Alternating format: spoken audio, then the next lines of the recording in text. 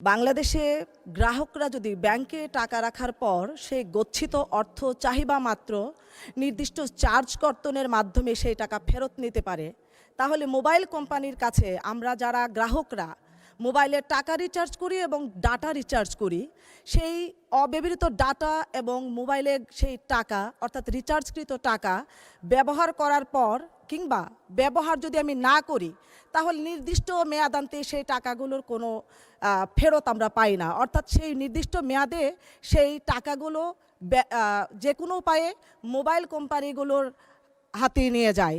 প্রতারণার এই ফাঁদ থেকে গ্রাহকদেরকে বাঁচানোর জন্য বাংলাদেশ সরকার কি পদক্ষেপ নিয়েছে এবং সেটি কবে নাগাদ বাস্তবায়ন হতে পারে?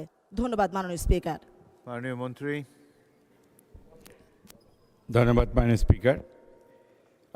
It's a very relevant questions. Actually আমরা বিটিআরসির মাধ্যমে আমরা কয়েকবার যারা অপারেটর আছে তাদের সাথে কথা বলেছি। বিশেষ করে আমরা প্যাকেজ কিনি, 7 দিনের প্যাকেজ বা 15 দিনের প্যাকেজ। দেখা যায় আমার টাকা শেষ হয়নি কিন্তু দিন শেষ হয়ে গেছে, টাকাটা কিন্তু ওরা নিয়ে নেয়। কিন্তু এখান থেকে আমাদেরকে বেরিয়ে আসার জন্য আমরা যারা অপারেটর তাদের সাথে কথা বলেছি, আমরা বিটিআরসির সাথে কথা বলেছি, আমাদের রেগুলেটরি কমিশন যেটা আছে।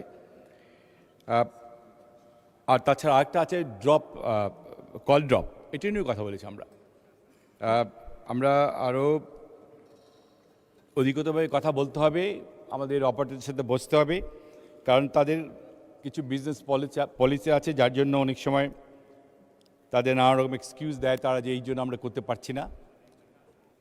আমরা চেষ্টা করছি তাদের চাপের মুখে রাখতে, কারণ আমাদের আজকে মাননীয় সংসদ সদস্য যে কথা বললেন এটা আমরাও কনসার্ন। আমরা ইনশাল্লাহ চেষ্টা চালিয়ে যাব কি করে এই